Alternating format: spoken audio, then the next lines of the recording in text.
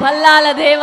And ఈసారి ప్రమోటర్గా కాకుండా యాక్టర్గా కూడా కనిపించబోతున్నారు. We're so happy. అండ్ చాలా ఇయర్స్ అయిపోయింది మిమ్మల్ని స్క్రీన్ మీద చూసి. And so happy to see you here sir. అందరికీ నమస్కారం, ఎలా ఉన్నారు? ఆహా, ఇదే కదా కావాలి, చాలా సంవత్సరాలు అయిపోయింది బయటకు వచ్చేలాగా. సో కాంతా ఏంటి చెప్పు, ఏదో అంటున్నావు తర్వాత. సో ఈరోజే పొద్దున్న కాంతా ట్రైలర్ రిలీజ్ అవ్వడం జరిగింది. అండ్ ఈ సినిమా కాలం అన్నది ఒత్తి సినిమాని రీక్రియేట్ చేయగలుగుతుంది. జై హో దా. ఓకే స్వామి, మీరు బాగా రౌడీగాడయ్యా మీరు అసలు.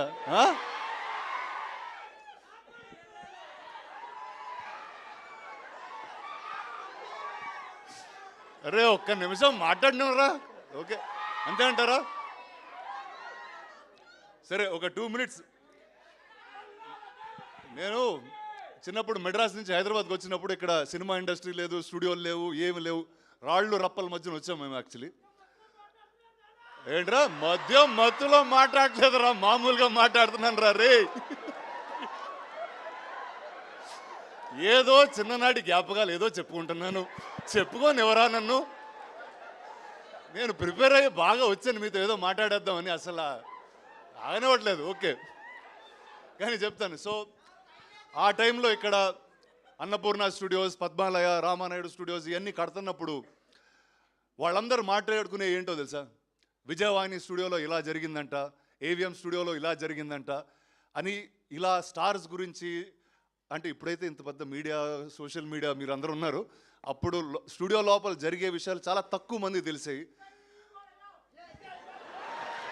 బాలయ్య గారు కూడా అక్కడి నుంచి వచ్చారా నాతో పాటు.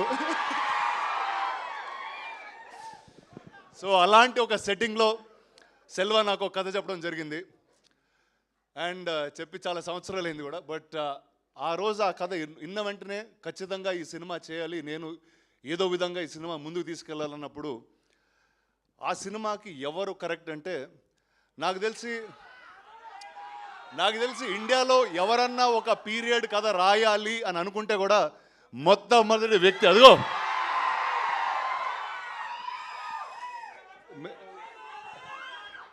కాదు. నాకు మేము టైటిల్ పెట్టకముందు వేరే వాళ్ళ కథ అది చెప్తున్నప్పుడు, సార్ రెట్రో కింగ్ సార్ అతను కరెక్ట్గా ఉంటారన్నారు. కానీ ఈ సినిమాలో మేము చెప్పాం ఖచ్చితంగా November 14 తర్వాత మీరందరూ ఇతన్ని నట చక్రవర్తి అని పిలుస్తారు. అండ్ సెల్వా గురించి ఏం చెప్పాలంటే, ఆయన ఎంత ఆథెంటిక్ మనిషి అంటే, ఒక డైరెక్టర్ పాత్రకి ఎతికెతికి ఒక డైరెక్టర్ గారిని పట్టుకొచ్చారు. అది సముద్రగణి గారు. ఆయనతో ఆబ్వియస్లీ ఇంతకుముందు ఆయన కొడుకుగా చేశాను. అండ్ ఇప్పుడు చాలా వేరేగా ఉంటుంది మా రిలేషన్షిప్ ఈ సినిమాలో.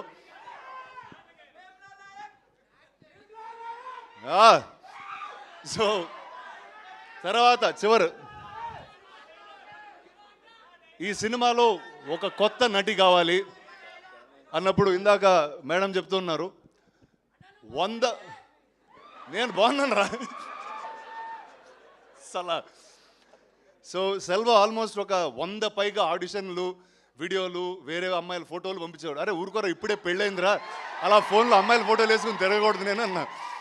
బట్ అది మొత్తం అయిన తర్వాత ఇలాంటి సముద్రకణి గారు, దుల్కర్ లాంటి నటుల మధ్య నిలబడడానికి అసలు మామూలుగానే జంకుతాం.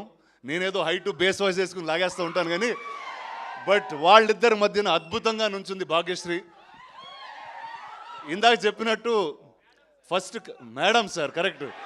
సో ఆ మేడంని ఫస్ట్ పట్టింది మేమే. కానీ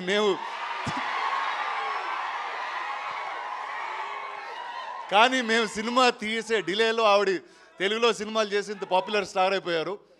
so I don't have to say anything. Welcome again. And ఈ సినిమాకి మ్యూజిక్ మొట్టమొదటిసారి నేను సినిమా చేస్తున్నాను అనగానే ఆదిత్య మ్యూజిక్ వచ్చి తీసుకున్నారు ఈ music. Sir thank you sir మీ సపోర్ట్కి అట్ ఎనీ పాయింట్. నువ్వే పాట పాడుతున్నావురా? సరే ఓకే, November 14 మిమ్మల్ని థియేటర్లో కలుస్తాం. And thank you all the best